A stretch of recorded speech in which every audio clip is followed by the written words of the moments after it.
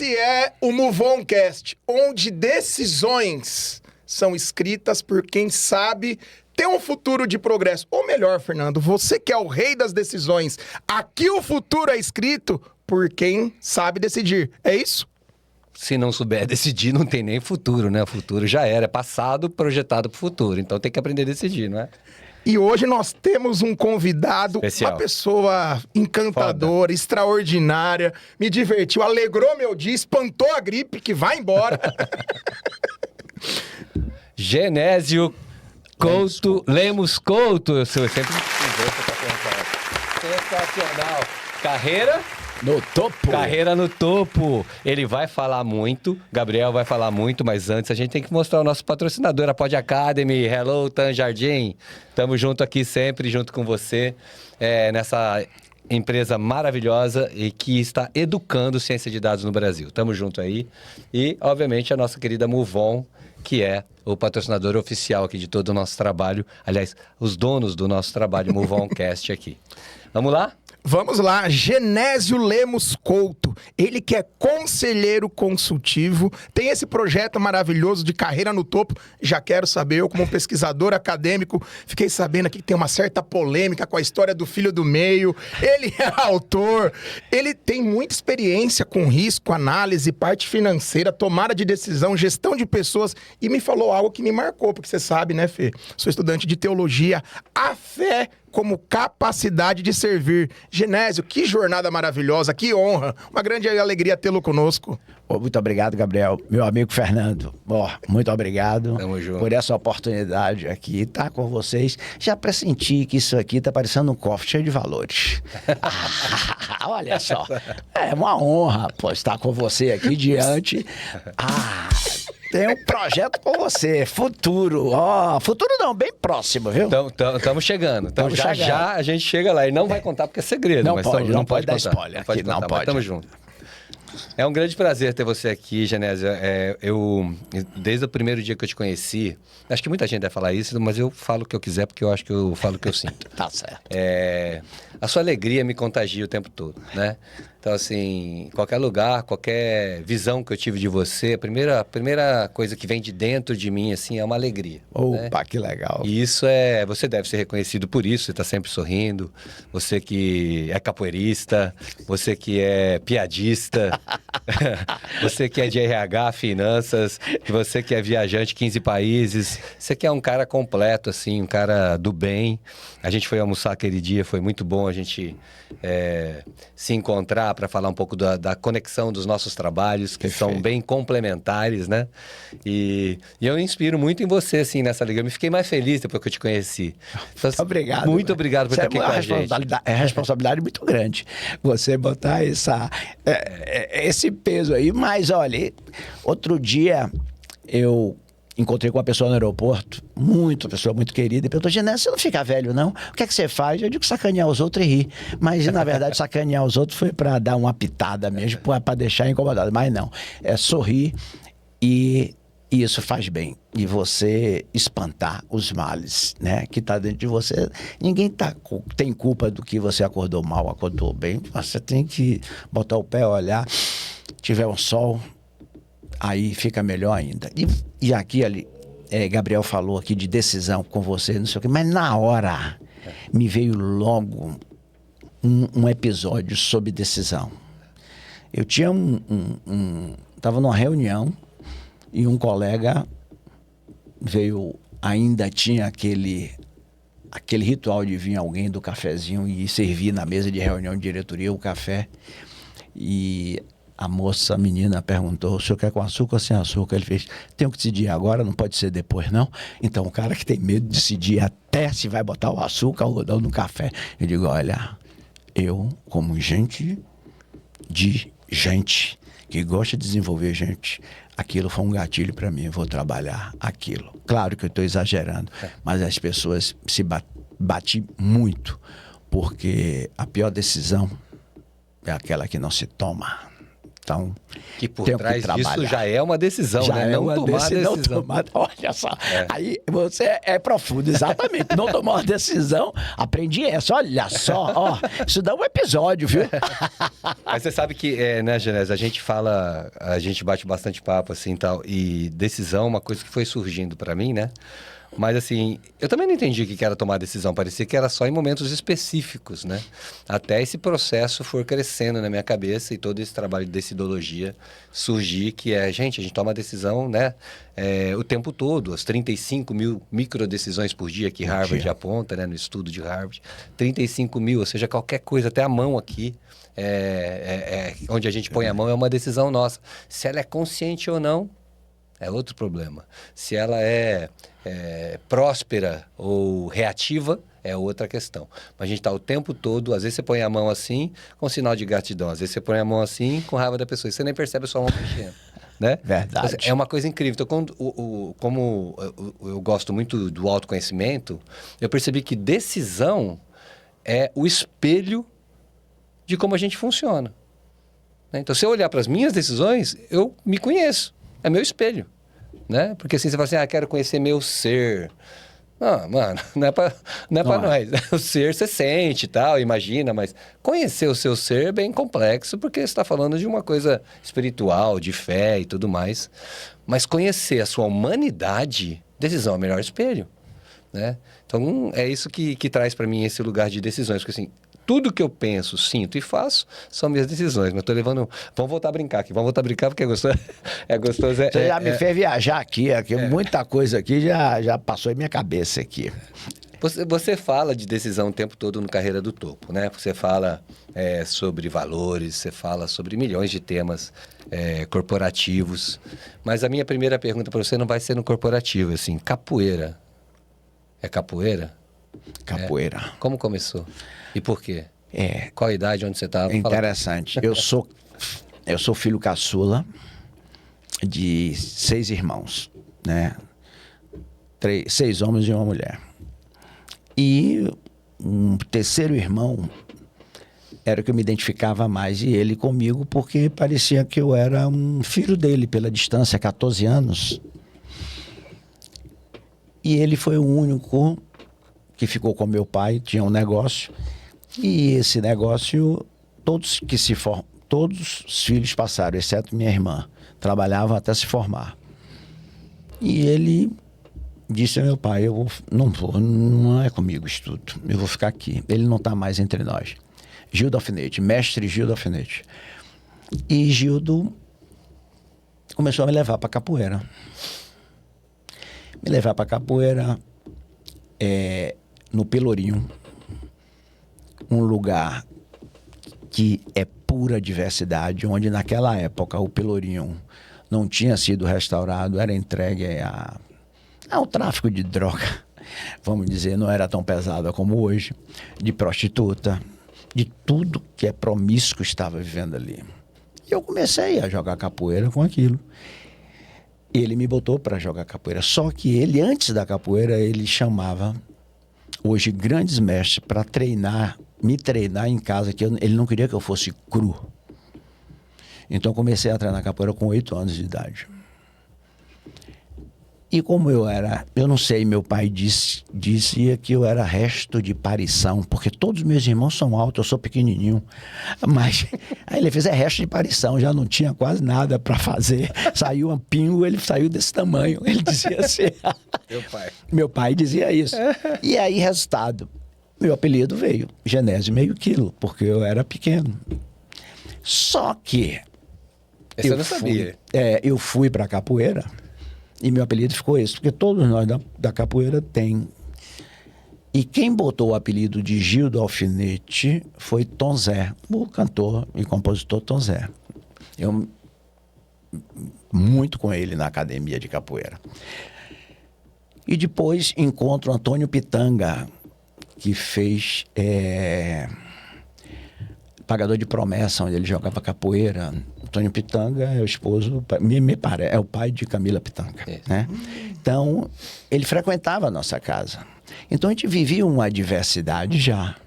Bom, e aí o mestre Pastinha, que era o filho de uma ex-escrava com um comerciante espanhol, era o mestre nosso. E, por ironia do destino, eu acho que eu fui o último aluno do mestre Pastinha, e ele me colocava, porque tinha o treino e tinha apresentação para turista no domingo e na quinta-feira à noite. Terça era dia de treino. E domingo antes tinha o treino, depois chegavam os ônibus com turistas. Jorge Amado frequentava muito, levando turista para lá. E ele sempre terminava a roda de capoeira comigo. Ele era além do seu tempo, apesar da pouca instrução, mas ele era além do seu tempo, o mestre Pastinha. E ele terminava a grande apresentação comigo, com Genésio meio quilo. Ele, na verdade, eu acho que ele queria passar duas coisas, porque ele dizia: capoeira foi feito para menino, homem e mulher, só não joga quem não quer. General e até doutor, isso, também joga quando quer. Então, eu não sei se ele usava aquilo como símbolo. Olha, eu tenho um menino branco de uma coisa que é de negro, que é da beira do cais, e tem um menino branco de classe média, estudante, e que joga capoeira. E aquilo ficaram muitas fotos minhas com ele. E aquilo eu me afastei com 18 anos, cuidei da universidade, depois me resgataram em 1999, uma revista de capoeira me achou no Equador, fez uma entrevista, eu voltei com tudo, com a Associação de Capoeira Angola, e fiz um livro póstumo de meu irmão, Jornada com Mestre Pastinha e Gildo Alfinete, porque ele deixou muitos manuscritos e um acervo de mais de 3.000 fotos. E meu irmão foi o único branco que foi no primeiro Festival de Arte Negra em Dakar. E ele foi escolhido por Mestre Pastinha para acompanhar a comitiva. E ele tem muitas fotos disso. Então, foi junto com Paulinho da Viola, Clementina de Jesus, em Dakar. E aí ficou essa coisa da capoeira, e ele não me deixou em nenhum momento, não me deixou de inspirar um momento para jogar. E eu comecei aquilo, todos os irmãos entraram na capoeira, mas quem ficou foi ele, levou para todo mundo. E meu pai dizia: você deixou eu estudar? Eu digo: não, o meu diploma é o da capoeira. Eu não vou. Abandonou e se dedicou paralelamente ao negócio de meu pai, que ele tomou conta, e também a capoeira. E ele quase que era assim, vamos dizer assim, aquele assessor. Ele era o mais intelectualizado do grupo. E ele puxou também um primo meu, Roberto Satanás, porque o que ele batia não ficava nada em pé. Ele batia, o sangue derretia. Então, e o Robertinho, quem me chamava Roberto Satanás, era o trio, eu, ele, e era assim. E aí foi, depois fechou com a gente Moraes Moreira, era o show folclórico, onde entre uma capoeira, a primeira capoeira narrada do Brasil foi por um grupo que meu irmão fez para ajudar o mestre Pastinha, que já estava cego. É o Gangazumba, era o rei, né? É rei africano, o nome do grupo. Nós chamamos samba de roda, capoeira, e fazíamos tipo uma espécie de teatro. Ele contava a história, e esse texto foi de um outro irmão meu, que não jogava mais, mas estava sempre ligado a todo o movimento de capoeira. Era o intelectual, ele é advogado. E ele que escrevia todo o roteiro, e a gente fez teatro. Tom Zé cantava nos intervalos também, depois deixou de jogar e jogava com a gente. E o Moraes Moreira, quando tinha o Canto 4, que ele começou com um quarteto na Bahia, então fazia isso. E aí, Vinícius de Moraes também eu tive muito contato, porque terminou ele escrevendo uma peça, Pé de Vento, onde ele não queria um menino negro. Por que tem que ser negro, menino de rua? Quero um branco. Aí diziam, tinha um artista, um cantor, ele dizia assim: não, então só meio quilo.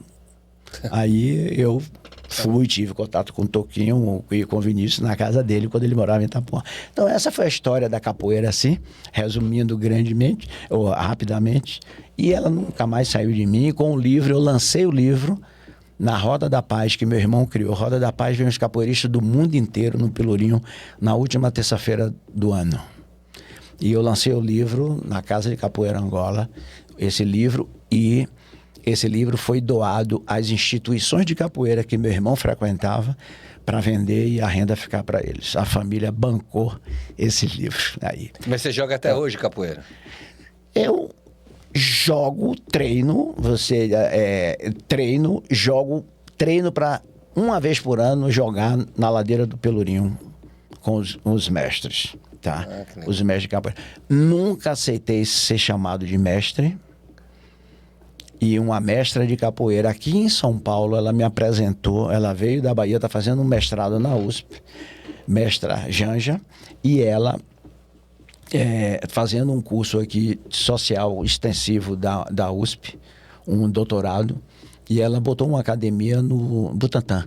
E ela me convidou lá. E ela apresentar mestre Genésio, eu digo, mestra, eu não me considero mestre porque eu nunca vivi da capoeira.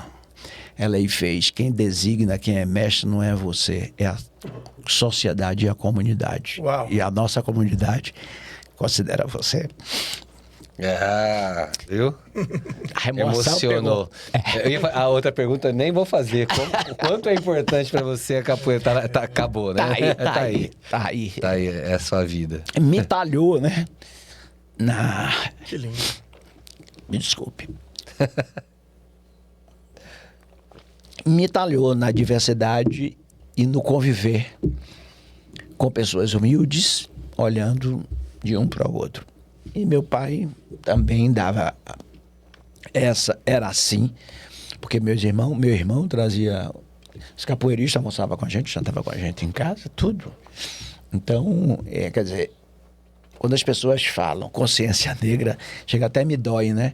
Porque de caramba, para mim, porque eu convivi aqui, não tem essa diferença, não tem. E em muitas outras coisas. Então, Gaguinho barman, não saía lá de casa, ele era barman de uma boate Anjo Azul. Ele era de dia de jogar capoeira, de noite. Mestre João Grande lavava meu carro no posto de gasolina e hoje é doutor honoris causa da Universidade de Nova York e mora em Nova York. Já visitei ele 4 vezes, está com 96 anos. Mestre João Grande, eu jogava muito com ele, com o mestre João Grande. João Pequeno, se você colocar também, joguei. Valdomiro, então esses mestres todos eu jogava com eles. Então isso, de vez em quando eu vou para um encontro e tal. Teve um encontro no Rio que eu fiquei muito emocionado, que tem a capoeira Angola e a capoeira regional. A minha é a capoeira Angola, é a capoeira mãe, né? E a regional foi uma variação. Também foi que lidava mais com os universitários e a Angola lidava mais com o pessoal mais de baixa renda.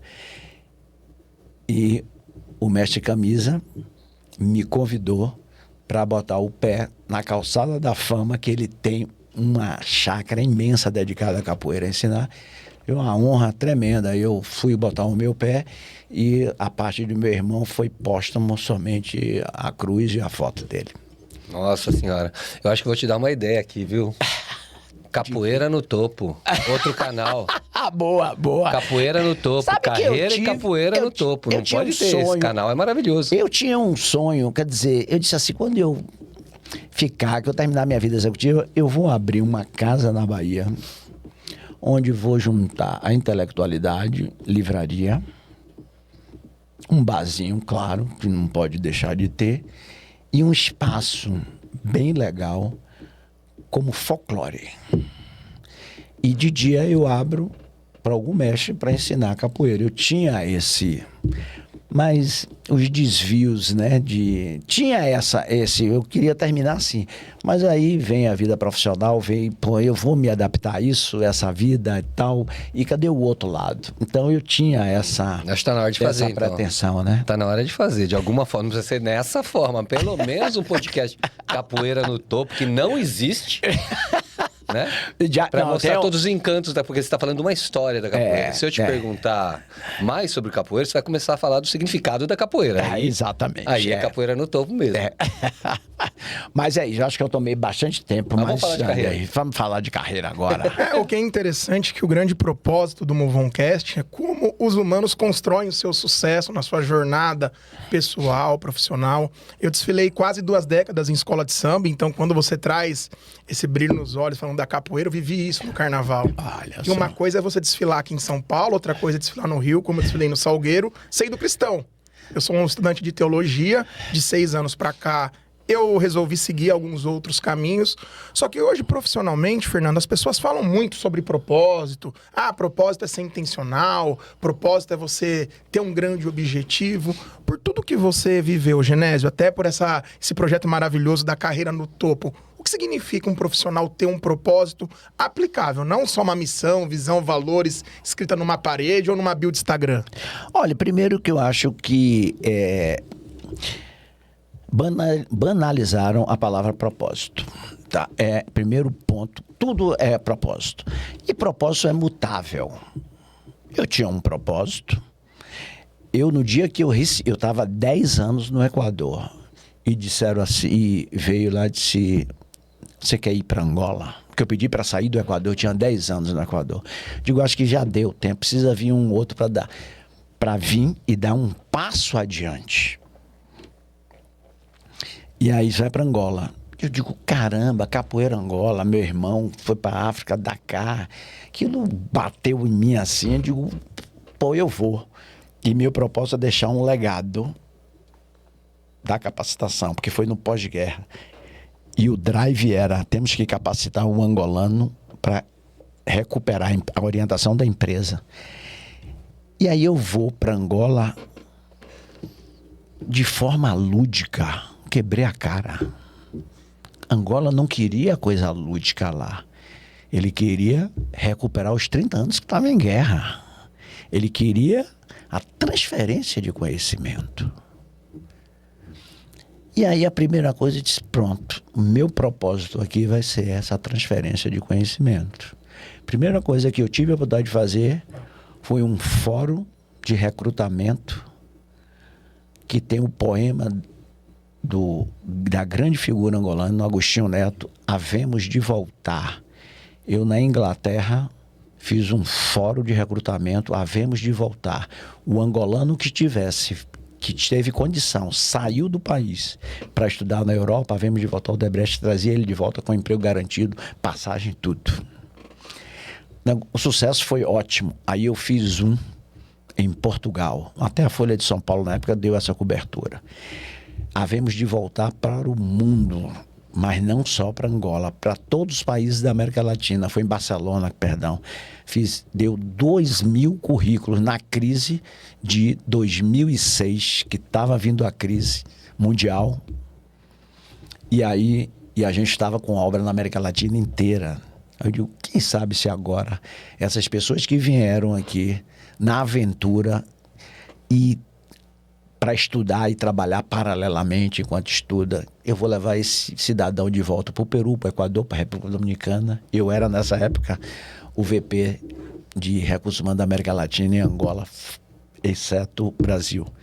Fizemos um fórum, deu 2.000 currículos, selecionamos 200 e eu fazia sessão mostrando qual era a empresa, 4 sessões de cada 50. Porque eles poderiam desistir de não querer ir, depois ia para uma sala. Pô, isso eu digo, caramba, e Angola também estava presente, foram pessoas de Angola. Outro projeto, Havemos de Voltar, fizemos no Rio de Janeiro. Os angolanos na guerra fugiram, estavam à beira da marginalidade no Rio de Janeiro, se misturando com o tráfico. Nós fizemos um contrato com o Senai, 9 meses treinando esses angolanos para voltarem para Angola com emprego. Eu digo, caramba, isso é propósito. É de você de servir. E tem mais, qualquer conhecimento era muito bom para eles. Então foi uma lição de vida que eu tive em Angola, de você servir ao próximo e ao mesmo tempo você também se capacitar e dar mais valor à vida. E eu acho que é isso. Você sabe que quando eu comecei a estudar essa palavra propósito, a mesma coisa. A expressão, a gente é parecido, tem que ser parecido, né? Pessoas que estão mais ou menos com essa cabeça são parecidas, né? Quando eu comecei a estudar, eu falei assim, pois, mas assim, que romance é esse? Que porra de que o nego sai sofrendo para ter um propósito, né? Meu propósito é sofrer, só pode ser, porque até engatar exatamente como você desenhou, pô, mano, não é por aí. Aí eu comecei a pensar, aí comecei assim, vamos definir propósito. Cuidar, evoluir e ser feliz. Escrevi isso. Esse é meu propósito. Seja qualquer coisa que eu esteja fazendo, esse é meu propósito. Aí no trabalho das decisões, o pessoal quer falar um pouco de propósito, né? Ficou meio esse hábito e tal. Aí eu falei assim, bom, então vamos dividir propósito. Primeira coisa é a intenção. Qual é a sua intenção, né? Em quê? Em cada decisão que você toma. O teu propósito é ter uma intenção, né? Ter uma decisão intencional, como o Gabriel gosta de falar essa palavra intencional aí. Que, aliás, virou moda. Agora a gente vai ter que trocar essa palavra, porque é todo mundo falando de intencional. Agora intencional, você nem lembra mais o que é isso. Igual destruíram a palavra propósito, vão destruir intencional. Agora destruíram também a palavra narrativa, porque virou uma coisa, então virou mentira narrativa. Aí eu digo isso do Carreira no Topo. Eu não uso mais, quer dizer, o storytelling que casa com a narrativa sua do que você construiu. Então, é isso. Eu acho que propósito dá nisso, Fernando. Deu agora, nisso. Intencional. É agora. Então, foi intenção. Daí eu fui para outro lugar. Falei assim, peraí. Uma coisa que é legal sobre a gente é descobrir a forma como a gente realiza as coisas, né? Então, se você for olhar na sua vida, você vai ver muitas coisas que você fez, mas sempre com a sua forma. Sempre do seu jeito. Sempre melhorando do seu jeito, mas sempre do seu jeito. Se for perceber, tem essa coisa que a gente chama hoje de singularidade, né? Singularidade. Que também foi meio que deturpada, então eu preciso falar assim, singularidade é o seu jeito de se colocar no mundo, né? E a gente tem o nosso jeito, né? E por último, propósito, eu tinha pensado em falar, você acabou de mudar, tá? Minha definição de propósito na terceira versão. Na terceira versão. Propósito aqui moçada, é fazer o que precisa ser feito, né? Do seu jeito, com intenção. Mas fazer o que precisa ser feito. Esse é o propósito. Então, assim, eu estou aqui, mas eu estou falando sobre decidologia. Isso era o sonho da minha vida? Era. Sempre foi. Eu não sabia como, mas sempre foi. Mas o que eu fiz durante os 40 anos antes de chegar aqui? Precisava ser feito, né?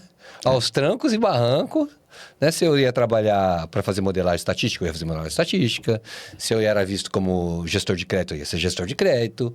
Sempre com esse olhar humano, percebendo qual era o meu jeito de realizar essas coisas aí que fosse construindo ao longo da vida. Então, acho que é legal a gente falar essa definição que você trouxe pela sua fala. Propósito, gente, é fazer o que precisa ser feito, né? Com o seu jeito e com a intenção certa, com a intenção correta. Isso é propósito. Mas o que é exatamente? Meu propósito é tocar violão. Será? Meu propósito era jogar futebol. Fui treinar no time do Marília. Eu falei assim, era um franguinho aí dentro, né? Classe média, não sei o quê, mas é difícil, porque assim, é brincadeira ali, não é uma coisa que você convive. Você acha que jogar futebol é o que você faz ali na faculdade ou na escola. Não é, né? Quando você vai pro campo mesmo, poucos vencem, né? Poucos vencem. Tudo para mim era... Agora, eu vou voltar aqui a um tema, o acaso. Eu estudei 4 anos, 2 anos no ginásio São Bento, os Beneditinos. Fui convidado para sair da escola com exatamente 9 anos de idade, porque eu perturbava muito, eu era muito inquieto, abusado. Mas estava bem, mas inventaram lá que eu tinha que sair. E com 10 anos eu passei...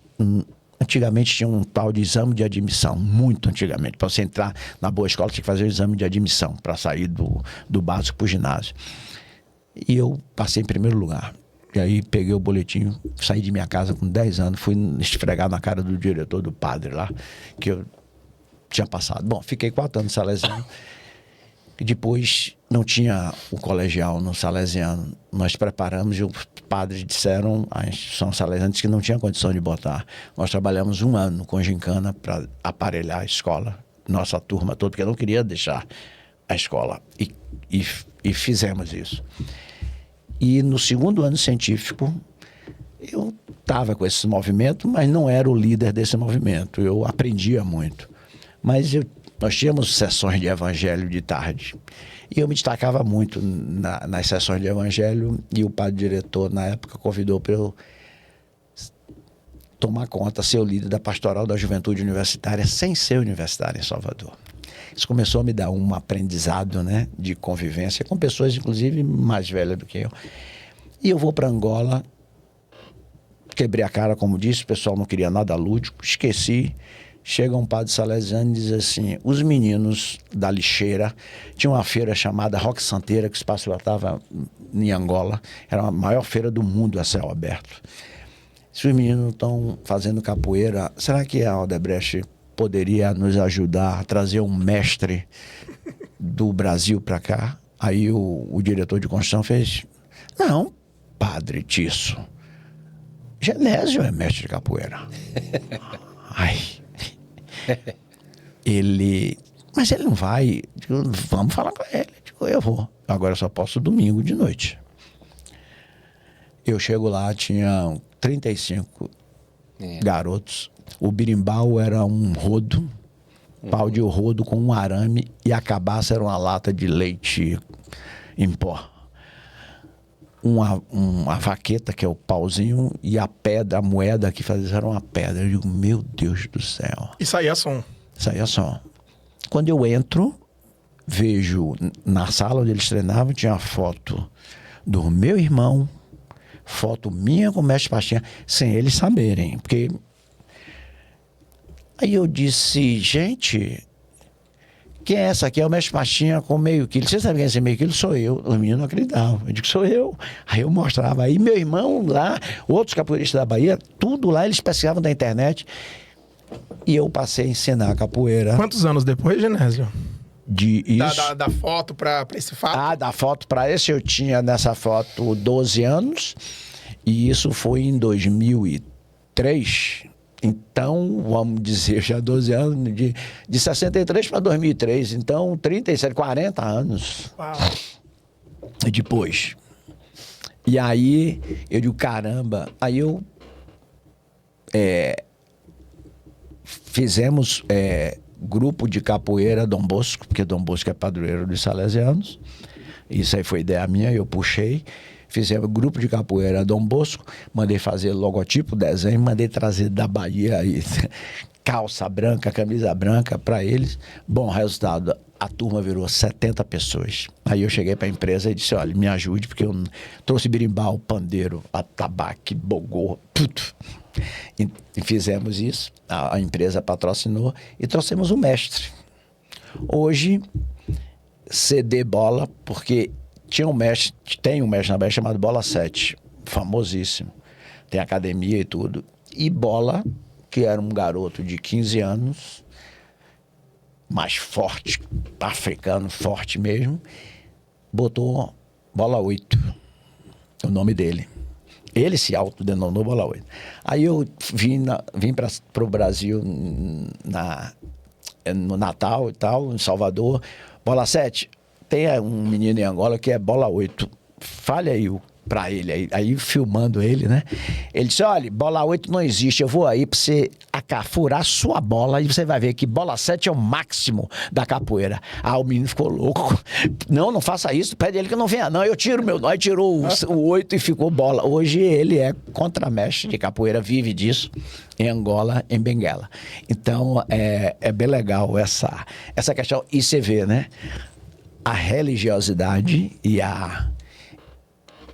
e o que foi meu me trouxe para um objeto, por um propósito, vamos dizer, que depois eu passei o bastão. E foi assim também uma experiência. Hoje virou um grupo folclórico patrocinado pelos salesianos e tá lá. Então essas são histórias que ficam independente do lado profissional. O tal do não acaso, né? Do não acaso, perfeitamente. Eu queria pegar um gancho aqui sobre o que nós estamos construindo, porque nós estamos em época de inteligência artificial.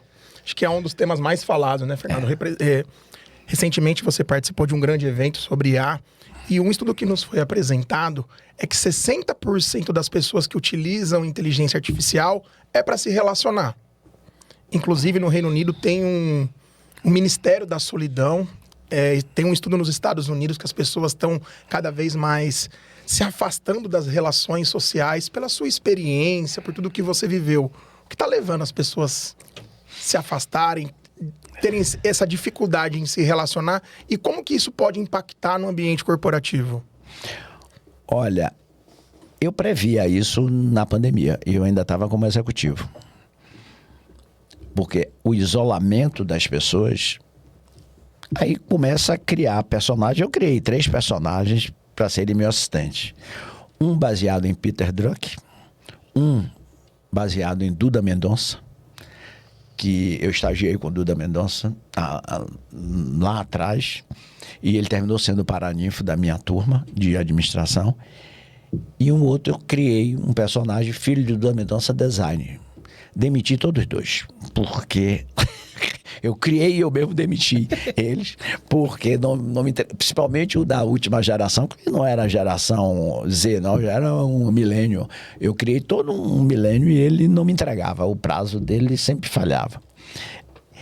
E isso aí começou a ser uma fuga das pessoas. E quando eu fui para casa, eu tive o maior baque do etarismo. Aí foi que o etarismo bateu em mim a primeira vez. A pandemia foi 17 de março. Eu tinha ido passar meu aniversário 11 de março na Bahia e para o lançamento de um livro onde eu tinha um capítulo do livro da capoeira, da editora Barro de Chão. Quando eu voltei de férias, tivemos a reunião de diretoria executiva. Nós tínhamos nessa época 11 mil empregados ativos e a CEO, quando terminou a reunião, que tinha que todo mundo ir para casa, Genésio, você tem que ir imediatamente para casa. E por quê? Não, porque você tem mais de 60 anos. Pô, aquilo deu no estômago. Aí eu digo, tudo bem, mas me dê 2 horas que eu tenho que botar 490 pessoas até sexta-feira em casa com computador, firewall, com todos os requisitos de segurança do escritório. Então eu só vou 2 horas e vou passar as diretrizes e vou para casa. A primeira diretriz minha com a equipe é o seguinte: olha, todo mundo vai para casa, sendo que 9 horas da manhã quero todo mundo câmera aberta para reunião comigo. Mesmo que não tenha nada, a gente vai dizer bom dia. Dizer como foi o dia anterior e como foi o dia. E tem mais. Eu sou uma pessoa extremamente vaidosa. Não quero com cara de sono, não. Você pode se maquiar. Você, que eu sei que você antes passa no toalete e dá um tapa na visão. Então eu quero do mesmo jeito. Porque eu sabia que tem a doença mental. E as pessoas estão indo, se isolando por isso. E a rede social, que quanto mais você se expõe, mais você vira uma vidraça para uma pedrada mais fácil. Então, quem for se expor, seja na vida profissional, porque quando você cresce, vem, com certeza, os 3 Is: o incômodo de alguém com seu crescimento, a inveja e a ira porque não é ele. Então, toda pessoa que está crescendo, se vacine com isso, que não adianta, você não vai ser unanimidade. E com relação à rede social e a questão da inteligência, que une as duas coisas aí, quanto mais você se expõe, esteja preparado para você virar vidraça. Então, esse é o meu ponto em relação à inteligência artificial. Agora, eu vejo o seguinte: eu sou um estudioso da inteligência e faço muita coisa na inteligência artificial. Depois eu vou mostrar aqui o vídeo que eu fiz sobre a decoração de Natal quando terminamos lá em casa. Eu dei a animação a toda os presépios de antigamente, que tinha mecanicamente, né? Eu dei na inteligência artificial os vídeos. Meus netos ficaram loucos aí com isso.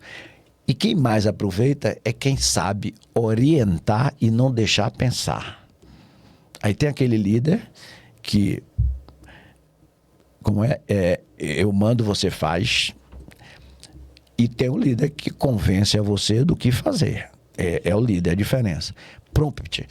Você tem que saber orientar. E as pessoas mais experientes, é que eu digo, eu não tenho idade, viu, Gabriel? Eu tenho vivência. Então, as pessoas que sabem mais descrever são as pessoas mais experientes. Descrever para orientar a inteligência artificial.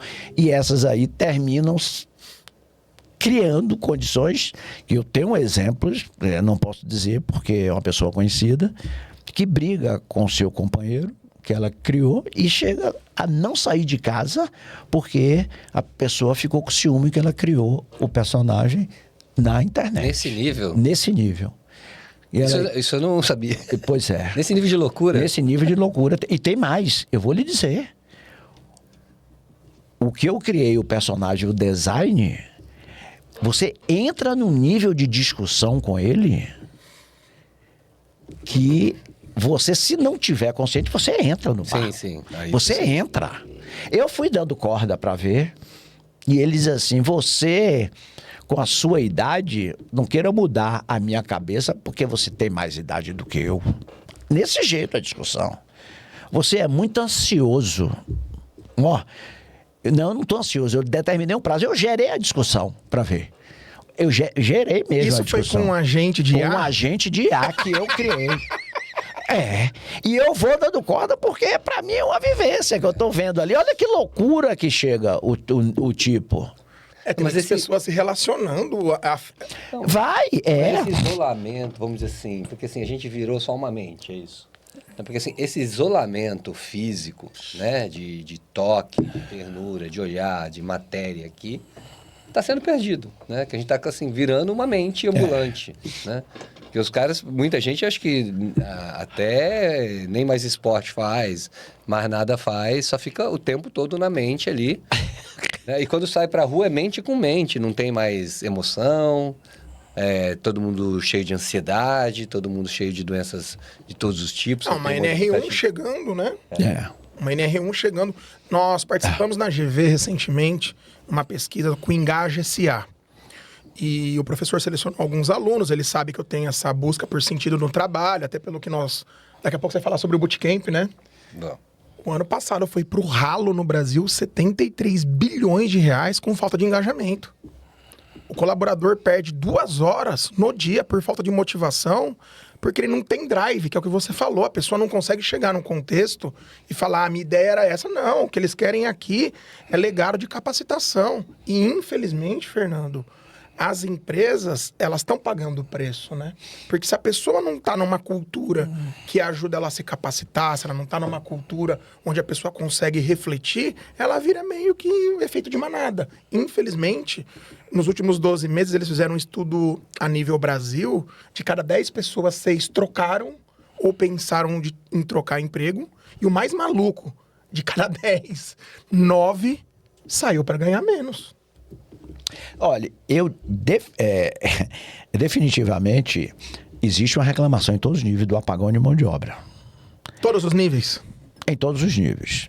O executivo, pela insegurança de mercado, não sai para não perder, para não ir para um anonimato numa outra empresa e com medo de sair. O jovem não quer mais engolir sapo. Não quer. Ele, o cara tá me enchendo o saco, não vou. A questão da própria, do home office, que provou que foi ali, mas a empresa precisa de gente, precisa de contato, precisa de conexão. A gente cria um outro. Hoje mesmo escrevi um artigo, saiu numa revista da UDOP, que é uma instituição de educação e qualificação do setor sucroenergético da cana. Gente, não tem mão de obra. Para de dizer que é por questão de Bolsa Família. Você pode resolver Bolsa Família? Não pode. Então, deixa isso de lado e vá correr atrás do que é. Por exemplo, quando eu estava no agro, eu via que as pessoas mudavam de emprego por R$10. E no agro, no interior do Brasil, quando eu deixei a engenharia, que eu trabalhava em 16 países, voando, eu deixei de conhecer, de frequentar os free shop dos aeroportos e troquei por padaria e açougue do interior do Brasil. Então, Gabriel, eu identifiquei o seguinte: qual é o símbolo de status da pessoa que está no campo? Era isso há 2010. Óculos escuros, uma motocicleta e depois aparelho dentário. E por que aparelho dentário? O dentista da cidade sabia que ele tinha um emprego certo, então poderia fazer o aparelho e fazer a manutenção durante 1, 2 anos. Aquilo era símbolo de status, para ele não mudar. Aí, Pô, Gedeson, como é que você soube isso? Gente, pesquisa e o projeto TBC. Sabe o que é o projeto TBC, Gabriel? Não, eu não sei. Tira a bunda da cadeira. Vá rodar. Porra, vá rodar, vá conversar com as pessoas. E esse é o grande problema, que todo mundo quer que chegue mastigado. E às vezes não é mastigado não, quer que abra a sua boca, bote tudo mastigado para você engolir. Não é assim, trabalhar dá trabalho, gente. E tem mais. Eu sempre digo assim, ó, eu tive um mundo competitivo profissionalmente, mas não era tanto. Depois teve mais competitivo. Hoje não está mais competitivo. O cara que for diferenciado um pouquinho, se difere da sua geração, tem muito mais chance, porque as pessoas estão nisso. Aí você chega num lugar e... Gente, chegou aqui um relatório agora, 6 da tarde. Pô, eu tenho que fazer uma análise. Quem pode ficar comigo? Aí... eu marquei meu beach tênis agora, 7, não posso ir. Outro não sei o quê, não sei o quê. Aí o cara disse, não, conte comigo. Vem cá, você acha que esse cara não vai se diferenciar? Vai se diferenciar. Aí a concorrência é menor, pô, tá muita oportunidade. Agora, tudo bem. Eu também já fui revolucionário. Tinha um cabelo aqui, pensava em mudar o mundo. Também. Não existe geração diferente. Cada uma dentro do seu tempo é diferente. Meus irmãos, meu pai fazia muita vontade a mim, porque eu já peguei a escada pronta, né? Quer dizer, meus irmãos passaram a dificuldade, eu já peguei, passei no vestibular, meu pai me deu um carro, e aí meus irmãos, eu dizia assim, esse menino não vai dar pra nada, você tá fazendo muita vontade a ele. Era assim, eu recebia isso, porque eu era o revolucionário dentro de casa. Nossa, é impressionante isso que você está falando de... Eu ainda tô com essa fala de relacionar-se com o IA, porque lá no evento do IA Brasil, tava o Pondé, e no final do evento ele falou isso aí que o Gabriel acabou de trazer, né? Que hoje um dos 3 maiores usos da inteligência artificial é namoro, né? E isso significa carência, mas não é carência do outro, né? É carência de nós mesmos, né? Uau. Porque assim, porra, eu acho que é melhor se namorar no espelho, né? Se beijar a boca igual beija no espelho, porque assim... É muita carência. Tem dia que eu também sou assim, viu, Fernando? Eu, por exemplo, se eu faço um negócio que deu bom... a Janela chega e Janela, dá um beijo em você, assim e tal. É isso. Porque você acerta quando você acerta, né? A gente tá perdendo o que chama de auto-amor, né? Auto-amor, porque assim, não é nem pelo outro. Esquece que tô me relacionando com outra pessoa, né? Porque assim, eu acho que o ChatGPT pra você conversar, fazer essas brincadeiras que você faz, se provocar, eu faço também. Acho delicioso. E às vezes eu me confundo. Peraí, não, é uma máquina. É uma máquina. Eu lembro você tem que alertar. Mas assim, é um espasmo, assim, de loucura. E é impressionante isso, que as pessoas estão realmente não conseguindo se conectar com elas mesmas, né? E esse diferencial... hoje em dia, por exemplo, a IA cresceu de tal forma que não sobrou nada muito além do diferencial humano para a competição ser feita, né? Porque hoje, por exemplo, quando você fala de prompt, quem faz o prompt... Daqui a pouco o IA também está fazendo prompt. Já está, aliás. Não, né? já está. Mas quem faz prompt, os grandes prompts criativos, é um ser humano, né? Então, tá no jeito que você pergunta... que vem a resposta. E isso é um pouco símbolo de como que as pessoas podem hoje se diferenciar. E por isso eu amo tanto esse lance de decidologia, porque assim, quando você se conhece, você consegue se diferenciar, você conhece seus talentos, você começa a confiar em você, e a hora que você confia em você, você dá um passinho ali e fala, nossa, eu sou capaz disso, nossa, que gostoso perceber que eu sou capaz, que gostoso perceber que eu posso isso, que eu posso aquilo, porque a gente tá parecendo um robô, quer dizer, parece que a gente esqueceu da grandiosidade divina em nós, né? Sem falar de religião, de toda essa abundância criativa, de todo o poder do corpo humano, que ninguém nunca copiou, né? Copiam gestos. Copiam formatos, mas isso aqui ninguém copia, né? Nem sentimento, nem todas as coisas que a gente não entende ainda do corpo, né? E neurociência tentando explicar coisas que já são notadas há séculos. E hoje que a gente começa a explicar um pouquinho e tal. E essa magia vem dentro do ser humano. Então, assim, fico meio meio assim, triste às vezes de perceber, cara, a gente precisa aprender a se valorizar um pouquinho mais, né? Como ser humano. Usar mais essa vida, né? Que você está falando com tanta exuberância aí, com tanta alegria o que você traz, né? Se é para fazer, eu vou fazer. Me chamaram aqui, eu faço aqui. Então, e essa sua vitalidade, né? Essa vivência que você fala que é vitalidade, nem perto a gente chamar disso de idade. E é um meu sonho também, muito parecido com o seu. Acho que é por isso que a gente se conecta aqui tão forte. Perfeito. Meu sonho é ser útil até o último segundo da minha vida. Isso. Simplesmente Exatamente. fazer o que precisa ser feito. Só falta fazer dieta, que eu não tô conseguindo fazer direito. Mas assim, tem muita coisa, cara. Eu tava falando pro Gabriel hoje, eu nunca trabalhei tanto na minha vida. E nesse caso ainda é meio que de grátis, porque eu tô construindo uma coisa, né? Essa construção é outra coisa. Uau, Que a construção, você tem que ter a paciência e a determinação. Nossa. Né? E é uma coisa, eu tava assim, é o seguinte, eu tinha 32 anos na mesma empresa. Meu medo era ficar viúvo da empresa. O tal pra do sair. sobrenome corporativo, né? Não, essa eu sempre fui vacinado. Foi. Sempre fui vacinado, que eu dizia assim, olha, quem é o senhor? Eu digo, Genésio Lemos Couto. Aí a recepcionista diz, de onde? Eu digo, se a ele não importa o Lemos Couto, não precisa nem me receber mais. De onde? Porque mas, Espera a carteirada, né? Aí eu podia ser menos violento na comunicação, mas tem hora que você tem tanto domínio que você... Porque um professor meu dizia assim, nunca diga assim, Genésio da Coelba, essa é uma empresa estatal lá da Bahia, Genésio da Odebrecht.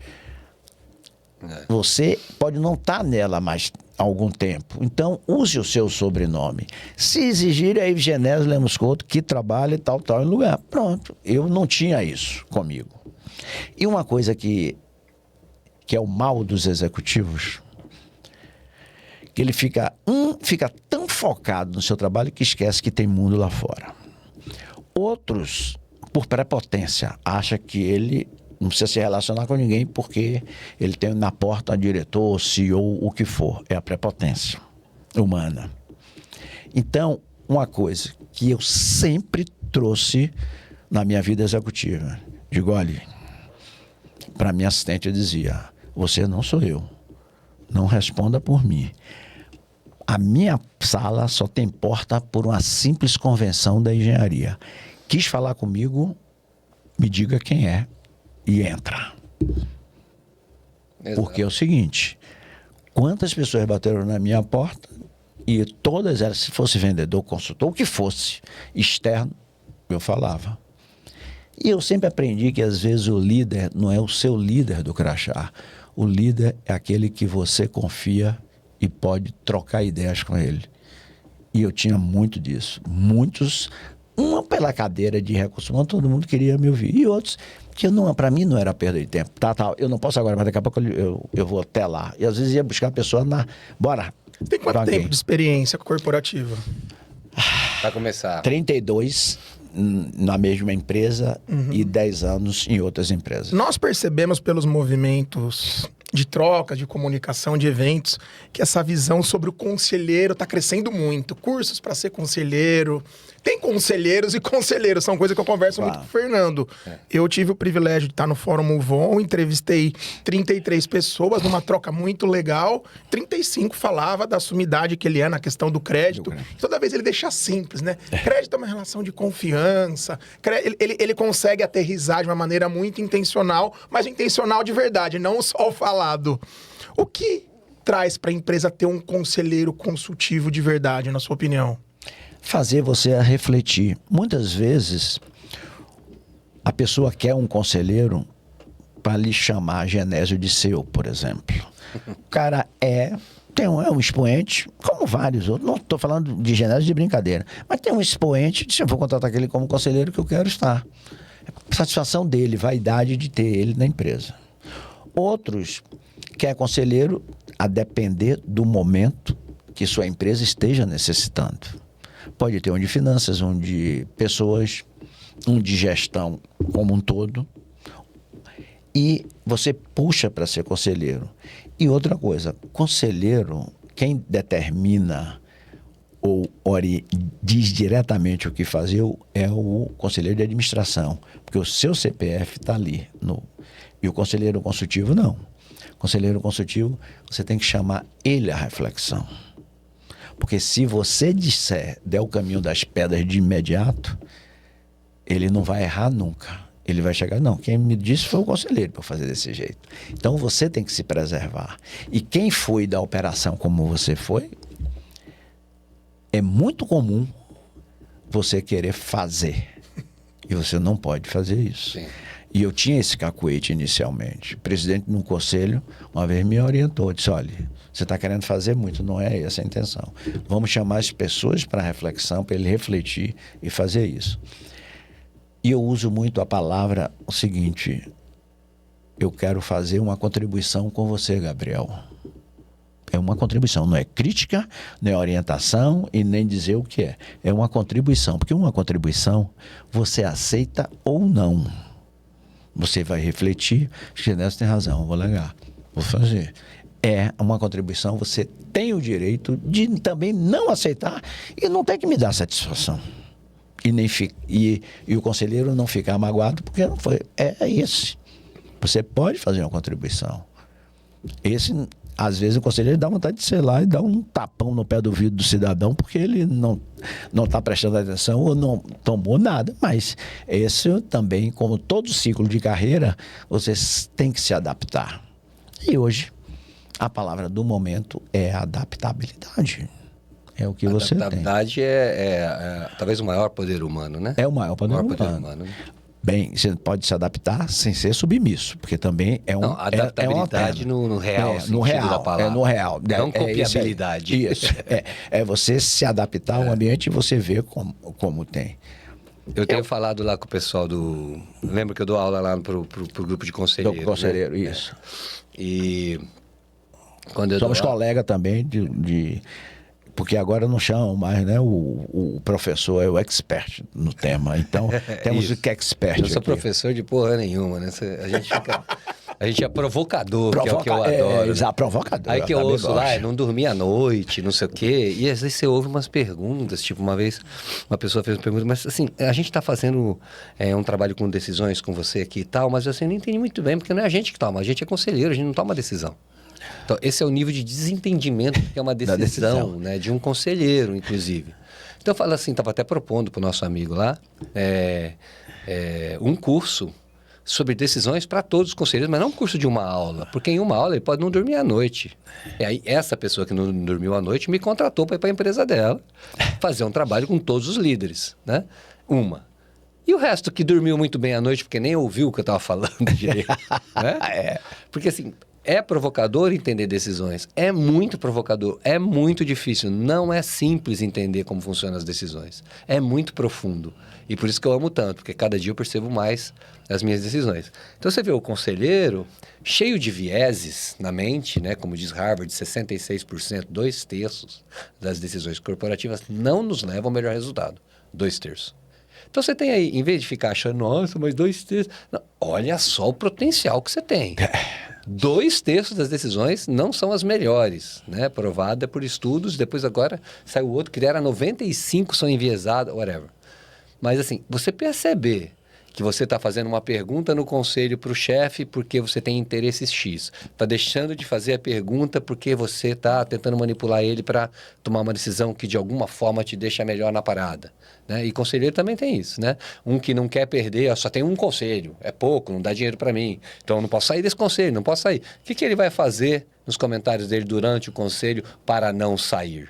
Né? Quem é o mais poderoso da mesa? Tudo isso é perceptível de uma forma inteligentíssima pela mente humana e a nossa automanipulação, e depois ainda a gente acredita que foi verdadeiro. Né? Na verdade, ele nem foi verdadeiro. A gente falou uma coisa que era contra o que a gente ia falar. A gente cria scripts emocionais, esses scripts intelectuais, para falar por que a gente falou aquilo.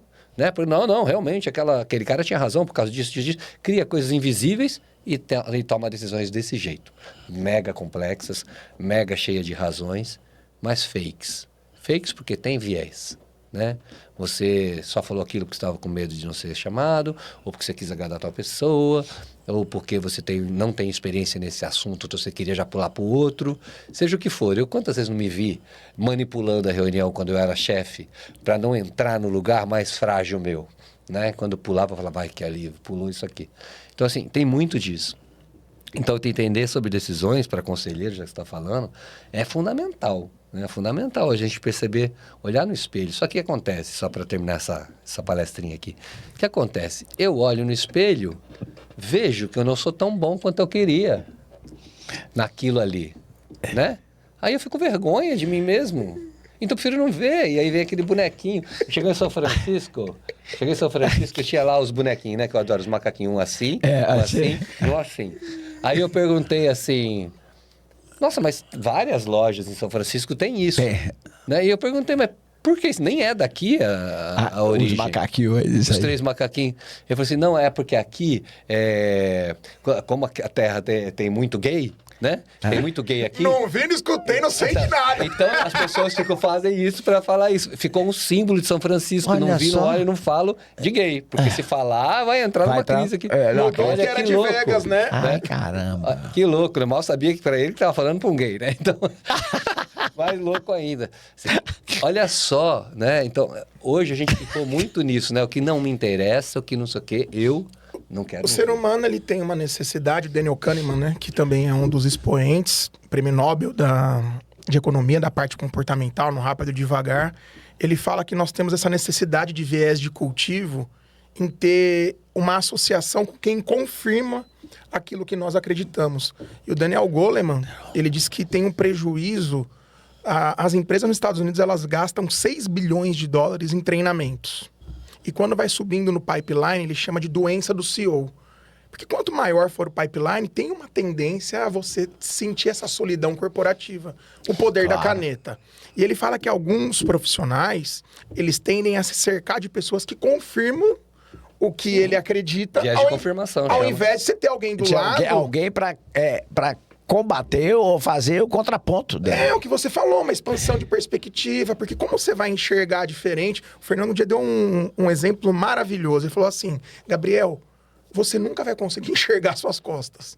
Você vai precisar de alguém para chegar e falar, isso é legal, isso não tá legal, isso funciona, ou pelo menos levar para um caminho para criar esse eureka, né? Olha, uma coisa que as pessoas dizem assim, não dê atenção ao que as pessoas pensam de você. Eu sempre gostei da janela de Johari. Isso, eu ia falar. Por isso criaram... Eu ia acabar de falar. Por isso criaram a janela de Johari. Exatamente. Porque eu dou atenção ao que eu não vejo para as pessoas.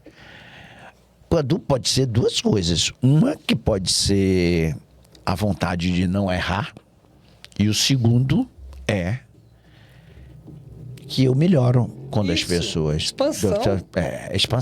Expansão. Sabe o que é? A gente tem vergonha de olhar e perde a riqueza. A gente vergonha de olhar para nossas questões e perde a riqueza da expansão. A riqueza de dar um passo além. Falar, caramba, eu sou maior do que eu era 2 minutos atrás, só porque eu consegui ver a minha merda no espelho, né? Exatamente. É tão gostoso. Assim, eu acho que talvez, pensando aqui, nunca tinha pensado nisso, vai surgindo aqui porque a gente está profundo aqui, mas talvez a gente perdeu o tesão da evolução. Nossa. O ser humano perdeu o tesão da evolução. Tá bom do jeito que tá. Eu não sei se isso é medo, obviamente é medo, mas assim, medo do quê? Né? De evoluir. É perder a imagem do agora. Então agora eu não sou mais o Fernando do crédito, porque eu tô falando sobre decisões. Eu não tô nem aí. Não, eu acho que tem dentro disso aí, é uma preguiça mental também. Também. A pessoa, né? Não querer evoluir. Para que eu vou pensar nisso? Vou trazer isso para aqui agora? Deixa acontecer. A neurociência chama da teoria do menor esforço. Você já tem um comportamento condicionado. Fernando, tá chegando a hora de falar da Pod Academy? Estamos chegando naqueles minutos finais, infelizmente, né? Se o tempo todo aqui a gente tá falando de carreira, né? De carreira, a carreira mais... Hoje, mais... além da carreira humana, né, de desenvolvimento humano, a carreira mais promissora é ciência de dados, né? Então, Pod Academy criada por pessoas incríveis como a Tan, o Bruno, o Dalmer, pessoas com propósito trazem um curso de formação técnica em tecnologia. Tem também decisões, porque está lá em negócios, lá eu estou lá, dando aula para eles também, lá junto com eles de decisão. Então, gratidão aqui à Pod Academy por estar patrocinando nossos encontros aqui durante esse mês aqui. E voltando ao nosso tema educação, né? Aí a gente podia fechar e começar outro, né? Podia. Educação é o tema da vida agora. Sempre foi, né? Mas eu acho que agora ficou mais poderoso que nunca. A gente reeducar o ser humano para se conhecer, porque a inteligência artificial está fazendo grande parte do nosso trabalho. Feliz daquele que conseguir aprender a aprender, né? O Fórum Econômico Mundial traz isso, né? Essa questão que, infelizmente, muitas pessoas têm o aparelho tecnológico, mas a locrácia tecnológica de se aprofundar não tem, né, Fê? Não tem. Para isso, a gente criou o Bootcamp. Um deles vai acontecer dia 6 de dezembro. Se você estiver vendo esse vídeo depois, provavelmente no começo do ano vai ter outro Bootcamp, que é uma imersão em decisões. Vai olhar lá e fala assim, como que eu tomo decisões?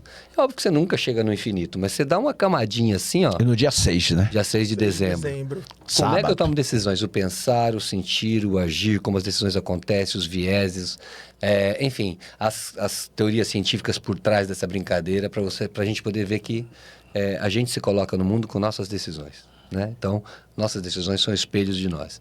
E essas barreiras que a gente vai desconstruindo ao longo do Bootcamp abrem uma nova vida, né? Não estou nem falando de você melhorar na carreira, vai ganhar dinheiro. Também a gente fala porque as pessoas querem ouvir isso. O propósito não é esse. Meu propósito é propor para as pessoas uma nova vida, né? Eu tenho uma nova vida hoje, né? Então, tem muita gente que fala assim, não te reconheço, você é completamente diferente de 10 anos atrás. Graças a Deus. Evoluí. Obrigado. Graças a Deus. Eu tive uma terapeuta quando eu estava começando com o Nier, né? Que é a minha meditação preferida lá, do Tartantuco. Que, aliás, uma frase que ele colocou, Genésio, que eu vou repetir aqui, que mudou minha vida. Lá atrás, com 40, eu comecei esse lugar de autoconhecimento por causa disso. Ele falou assim, olha, as pessoas estão dispostas a ir para a guerra por uma causa, mas elas não estão dispostas a abrir mão das causas do seu sofrimento. Eu falei, que porra é essa? Eu prefiro me matar do que deixar meu sofrimento de lado? Pois é, porque a gente tem vergonha das causas dos nossos sofrimentos, né? Vergonha. Mas, enfim, aí voltando ao que eu estava falando... Bootcamp, as teorias... Então, e aí essas teorias hoje nos levam a entender claramente com a neurociência provando o que a gente vem falando o tempo todo sobre decisões. Eu me perdi mesmo, não sei o que eu ia falar, mas está tudo certo. O interessante desse projeto, que decisões que geram liberdades, Isso. essa verdadeira egrégora, né? Você começou o episódio de uma maneira tão brilhante, me emocionei aqui, por causa dessa questão da cultura. Tem um estudo na neurociência que fala que as pessoas... Teoria do riso. Que sorriem mais, elas vivem mais, são mais bem-sucedidas. O Martin Seligman traz isso na ciência do caráter comportamental. Eu já estou trazendo a minha saideira. Quero agradecer a você, espectador, que está nos acompanhando. Agradeço a você, Fernando. São mais de 20 episódios gravados juntos nesse ano. Um grande prazer. E quero deixar aquela pergunta para vocês dois, como meu até logo. Para você, Genésio, qual é a sua filosofia sobre o sucesso? Para mim? Sim. Primeiro o seguinte, eu não gosto da palavra sucesso, porque ele é efêmero. Eu gosto do êxito, que aí ele vem depois. Então, o sucesso é efêmero e o êxito é mais consistente. Eu quero ser feliz com o êxito, não quero com o sucesso. E feliz, para eu ser feliz, sempre felicidade para mim, você não perguntou, mas já que eu falei em ser feliz, felicidade para mim é aquele momento que você não quer que acabe. Muito bom. Muito bom. Eu Como vou ter que falar, esse aqui, né? E é gozado, né? E a gente está num podcast e nós estamos felizes, porque a gente não quer que acabe. Pois é, exatamente. Não quer que acabe. Nós estamos felizes. Eu acho que é a melhor definição de felicidade que eu já ouvi na minha vida. Gente, felicidade é quando... Você não quer que aquele momento termine. Pronto. É isso aqui. Eu não queria que terminasse, mas tem horário. Mas peraí, tem vieses aí, nós vamos ter que conversar. Vai ter que ter outro episódio só pra falar. Quando o cara começa a beber muito, ele parece que tá feliz. Aí ele não quer que acabe. Bom, vamos... Aí é igual sucesso, é fugaz. Mas olha só, não deixa de ser felicidade, concorda? Mesmo que esteja embriagado, tá feliz, tá feliz. Mas aí é uma esteredônica. O problema é que né? Passa rápido. E pra mim, felicidade, eu não tem como. Qual é a minha definição de felicidade? Você já devia me conhecer. Você acabou de falar a palavra. Começa com L. Liberdade. Liberdade. Para mim, felicidade é liberdade. Eu vou te falar. Quando eu me sinto livre, e para isso tem vários tipos de liberdades externas, né? Mas quando eu me sinto livre dentro, muita gente acha que liberdade é libertinagem, é fazer o que quiser, não, é fazer o que precisa ser feito, né? Então acho que liberdade para mim tem esse conceito do desenvolvimento do livre-arbítrio, né? A gente nasce com presente, livre-arbítrio. A gente acha que é um presente, mas é um desafio do caramba, né? E o que a gente tem que fazer? Pegar esse bastão chamado livre-arbítrio e transformar isso em liberdade um dia, né? O livre-arbítrio, a liberdade é a jornada. Mas aí, Fernando, eu vou deixar aqui uma... Já quem está falando de carreira, né? Na carreira você nunca tem liberdade plena. Você pode ter uma autonomia com uma delegação planejada. Quer dizer, você sabe até onde vai. E a sua liberdade você pode fazer dentro daquele ponto.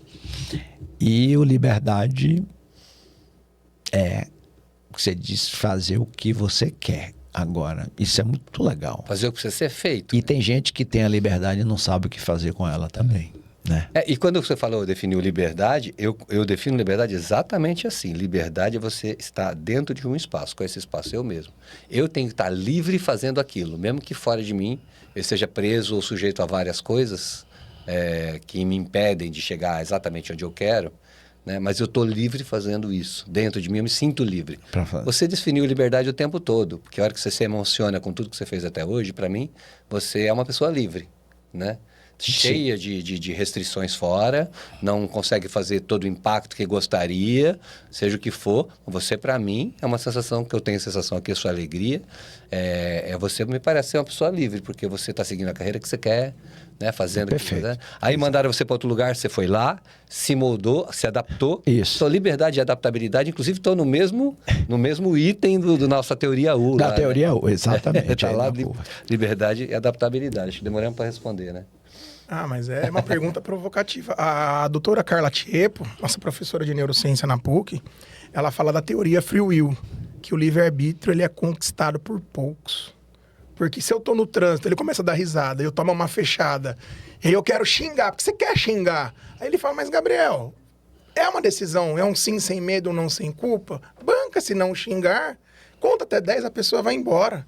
Semana passada, Genésio, nós viemos gravar, e eu acordei meio mal, mas sabe quando você tá meio mal e você quer levar?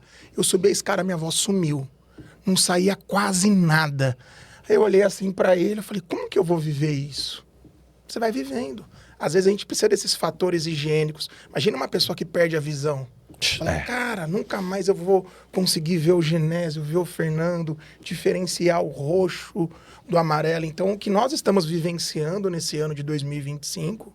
é exatamente uma grande preparação para o que vem em 2026, sabe? Para nós que temos essa capacidade de ir no profundo, aí eu trago o meu lado espiritual, a quem muito é dado, muito é cobrado. Então, às vezes, por isso que parece que é um pouco mais desafiador, parece que tem que ter um pouco mais de persistência. Ainda tem uns doidos que quer começar a empreender nesse meio caminho, né, Fernando? E aqui já fica meu muito obrigado, Genésio, que honra. Espero ter outros, porque olha... Já sabíamos que ia ser assim. Obrigado, Genésio. Obrigado a vocês. Esse convite tão humildemente, de uma hora para outra. E preencheu esse espaço com tamanha alegria e riqueza aqui. Obrigado por estar aqui com a gente. Valeu. Tamo junto, né? Vamos continuar junto. Vamos continuar junto aí. Em breve é você no Papo Disto. Bora. Para nós finalizarmos diferente hoje, eu quero inovar. Genésio, uma palavra que você leva que sintetiza esse grande episódio. Sincronização. Nós estávamos sincronizados aqui totalmente. Você, Fernando. Alegria. Alegria, não tem como. Bacana. E eu deixo a minha E a sua? palavra, que é gratidão. Feliz daquele que transfere o que sabe e aprende o que ensina. Eu tô com esses dois grandes mestres e esse é o MoveOnCast, porque aqui o futuro, Fernando, é escrito por quem sabe decidir. Muito obrigado e até mais. Valeu!